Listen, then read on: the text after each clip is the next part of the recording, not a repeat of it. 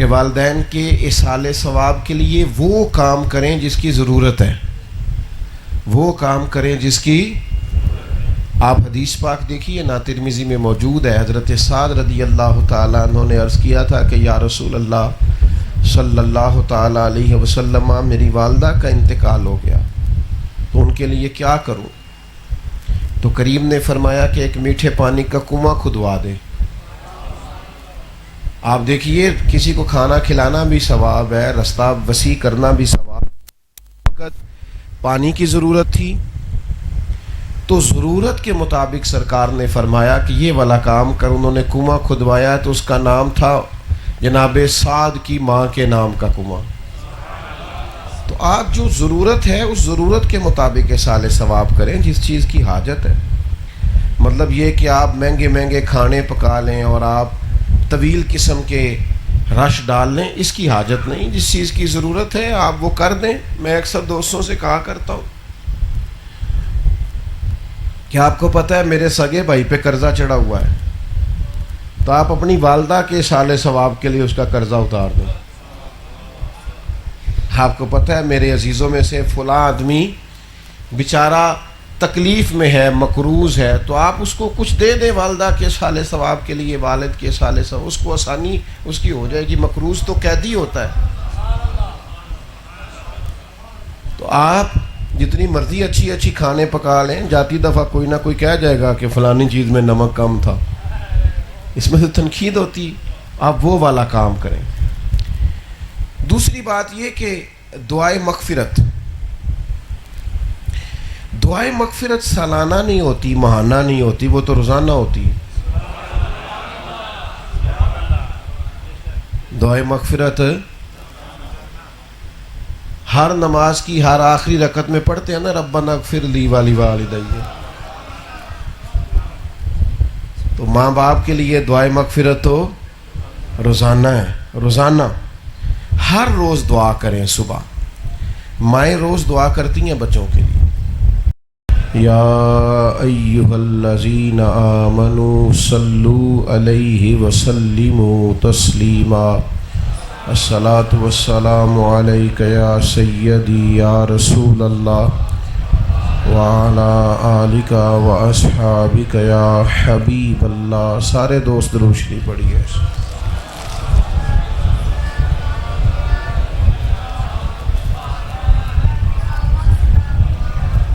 حمد و صلات کے بعد انتہائی عزت و تکریم کے لائق بزرگوں، قابل احترام بھائیوں، عزیز دوستو، میرے بھائی محمد اقبال صاحب، محمد یوسف صاحب، ان کی والدہ انتقال فرما گئیں. بنیادی طور پر تو میں آج تعزیت کے لیے آیا ہوں. بیمار تھا تو حاضر نہ ہو سکا، تو آج اسی مناسبت سے ہم نے یہ ایک چھوٹا سا دعا کا اہتمام بھی رکھ لیا. اللہ تعالیٰ مرحومہ کی بخشش فرمائے. ظاہر ہے آپ سارے چلا تو موبائل ہی رہے ہیں، پر میرا دل تھا کہ میں آپ سے کوئی بات کر لوں. لائٹ آف کر دیں جی، اس کی آنکھوں میں لائٹ بیٹا ذرا بند کر. آپ لوگ توجہ کریں گے، چند ایک گزارشات آپ کی خدمت میں عرض کرنی ہے. ماں باپ کی خدمت بہت بڑی سعادت ہے. حضور سید عالم علیہ السلام سے جب پوچھا گیا تھا کہ ماں باپ کیا ہیں، تو کریم نے فرمایا یہ تمہارے لیے جنت بھی ہیں اور دوزخ بھی ہیں. یعنی خدمت کرو گے تو یہی جنت ہے، اور اگر نافرمانی کرو گے تو یہی تمہارے لیے دوزخ. والدین جب تک موجود ہوں کوشش کی جائے کہ ان کی خدمت کی جائے اور خدمت کی سعادت حاصل کی جائے. اس کے لیے زیادہ سرمایے کی ضرورت نہیں ہوتی، بڑے گھر کی ضرورت نہیں ہوتی.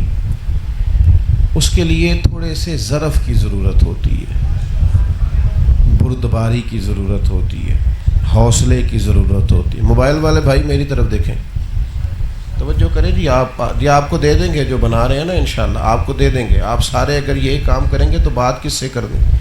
یہ جو بنا رہے ہیں ویڈیو یہ دے دیں گے جی دوستوں کو. وہ جی مسیطیں گل ہو گئی ہوں تے مطمئن ہو جو تسی تو آپ سارے نہ ادھر ادھر دیکھیں، بات پر توجہ کریں، تھوڑا حوصلہ پیدا کریں اپنی طبیعت میں۔ وہ جو قرآن مجید نے فرمایا نا کہ والدین کو اف نہ کہو، جیسے بزرگ بوڑھے ہو جاتے ہیں تو ان کی عادات بعض اوقات بچوں کی طرح ہو جاتی ہیں، کچھ چیزیں ایسی ہوتی ہیں جو بچے سمجھتے ہیں کہ ان کو سمجھنی چاہیے، لیکن بڑھاپا ہوتا ہے، قوا کمزور ہو جاتے ہیں، اعصاب کمزور ہو جاتے ہیں۔ تو جب والدین موجود ہوں تو حلم کے ساتھ، بردباری کے ساتھ، حوصلے کے ساتھ ان کی خدمت کریں، دل کو بڑا رکھیں۔ ہم سہتے تو ہیں ہی، دکاندار گاہکوں کی بات بھی سہتا ہے، اگر دکان کرائے کی ہے تو مالک کی بات بھی سہتے ہیں کہ نہیں؟ ہم اگر کہیں ملازمت کرتے ہیں تو وہاں جو آفیسر ہوتے ہیں ان کی باتوں کو بھی، اور تجربہ کر لیجئے گا آپ کو بچوں کی بھی سہنی پڑے گی۔ تو سب سے زیادہ ضروری یہ ہے کہ اگر ماں باپ کوئی بظاہر ایسی بات کریں جو ہماری طبیعت سے ٹکراتی ہے تو اسے سہنے کا ہمارا مزاج ہو، ہماری طبیعت ہو۔ دوسری بات یہ کہ جب وہ دنیا سے چلے جائیں تو کیا کرنا ہے؟ اعلیٰ حضرت رحمۃ اللہ علیہ نے فتاوی رضویہ شریف میں 12 حقوق والدین کے وہ لکھے ہیں جو ان کے انتقال کے بعد بندے کے ذمہ ہوتے ہیں۔ انتقال کے بعد بھی 12 حق ہیں، ان کے غسل کا، کفن کا، دفن کا بندوبست کرنا یہ اولاد کی ذمہ داری ہے۔ اگر والدین کے ذمہ قرض ہو، اولاد دینے کی پوزیشن میں ہو تو ان کی ذمہ داری ہے اس قرض کو ادا کریں۔ ذمہ داری ہے اولاد کی کہ والدین کے رشتوں کو نبھائیں، ان کے دوستوں سے، رشتہ داروں سے اچھا سلوک کریں، اور اولاد کی یہ ذمہ داری ہے والدین کے جانے کے بعد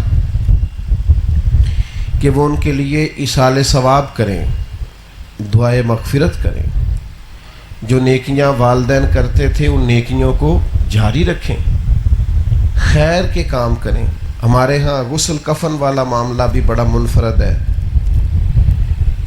ہم کسی کا انتظار کرتے ہیں کوئی آئے تو غسل دے اور کفن پہنائے، کوئی زیادہ مشکل کام تو نہیں۔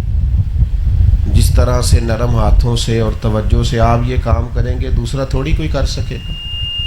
بیٹیاں غسل دیں ماں کو، بیٹے غسل دیں باپ کو، جنازے میں بھی کوشش کی جائے بچہ باشرہ ہو، اسے نماز جنازہ پوری آتی ہو، وہ امامت کرے جنازے کی، یہ بڑی اچھی بات ہے۔ پھر اس کے بعد ایصال ثواب کا جو ہمارے ہاں مزاج ہے اس میں بھی تبدیلی لانے کی ضرورت ہے۔ ہمارے ہاں بہت لمبے خرچ کیے جاتے ہیں، بعض لوگوں پر تو ختم شریف کی وجہ سے قرضے چڑھ جاتے ہیں۔ تو مستحب کام کے لیے کبھی بھی اتنا اپنے آپ کو مشکل میں نہ ڈالیں کہ وہ آپ کے لیے اذیت اور آزمائش ہو جائے۔ کوشش فرمائیں کہ اعتدال میں رہ کے آپ خرچ کریں اور کسی قسم کا بھی کوئی دکھاوا نہ کریں، کوئی تصنع نہ کریں، کوئی بناوٹ نہ کریں، کسی قسم کی کوئی چیز نہ کریں۔ آپ سادہ سا بھی ختم شریف ہو جائے گا تو اللہ بڑا کریم ہے، وہ تو چاہے تو ایک چیز کا اجر اتنا بڑھا دے کہ اپنی رحمت سے اسی کی برکت سے معافی عطا کر دے۔ تو اس کے لیے کوئی ضروری نہیں ہے کہ آپ بڑے طویل اہتمام کریں اور طویل بندوبست کریں، بلکہ کوشش کریں کہ والدین کے ایصال ثواب کے لیے وہ کام کریں جس کی ضرورت ہے، وہ کام کریں جس کی۔ آپ حدیث پاک دیکھیے نا، ترمذی میں موجود ہے، حضرت سعد رضی اللہ تعالیٰ عنہ نے عرض کیا تھا کہ یا رسول اللہ صلی اللہ تعالیٰ علیہ وسلم، میری والدہ کا انتقال ہو گیا تو ان کے لیے کیا کروں؟ تو کریم نے فرمایا کہ ایک میٹھے پانی کا کنواں کھدوا دے۔ آپ دیکھیے کسی کو کھانا کھلانا بھی ثواب ہے، رستہ وسیع کرنا بھی ثواب ہے۔ وقت پانی کی ضرورت تھی تو ضرورت کے مطابق سرکار نے فرمایا کہ یہ والا کام کر، انہوں نے کنواں کھدوایا تو اس کا نام تھا جناب سعد کی ماں کے نام کا کنواں۔ تو آپ جو ضرورت ہے اس ضرورت کے مطابق ایصال ثواب کریں جس چیز کی حاجت ہے۔ مطلب یہ کہ آپ مہنگے مہنگے کھانے پکا لیں اور آپ طویل قسم کے رش ڈال لیں، اس کی حاجت نہیں. جس چیز کی ضرورت ہے آپ وہ کر دیں. میں اکثر دوستوں سے کہا کرتا ہوں کہ آپ کو پتہ ہے میرے سگے بھائی پہ قرضہ چڑھا ہوا ہے، تو آپ اپنی والدہ کے سال ثواب کے لیے اس کا قرضہ اتار دیں. آپ کو پتہ ہے میرے عزیزوں میں سے فلاں آدمی بیچارہ تکلیف میں ہے، مقروض ہے، تو آپ اس کو کچھ دے دیں والدہ کے سال ثواب کے لیے، والد کے سال ثواب، اس کو آسانی اس کی ہو جائے گی. مقروض تو قیدی ہوتا ہے. تو آپ جتنی مرضی اچھی اچھی کھانے پکا لیں، جاتی دفعہ کوئی نہ کوئی کہہ جائے گا کہ فلانی چیز میں نمک کم تھا، اس میں تو تنقید ہوتی. آپ وہ والا کام کریں. دوسری بات یہ کہ دعائے مغفرت، دعائے مغفرت سالانہ نہیں ہوتی، ماہانہ نہیں ہوتی، وہ تو روزانہ ہوتی. دعائے مغفرت ہر نماز کی ہر آخری رکعت میں پڑھتے ہیں نا، ربنا اغفر لی والی والدی.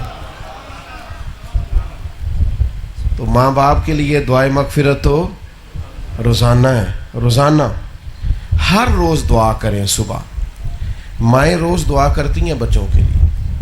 بچہ جاتا ہے تب بھی دعا کرتی ہیں، بچہ آتا ہے تب بھی دعا کرتی ہیں، دعا دیتی ہیں. باپ روز دعا کرتے ہیں. تو بچوں کو بھی چاہیے سالانہ ماہانہ نہ رکھیں اس کو روزانہ.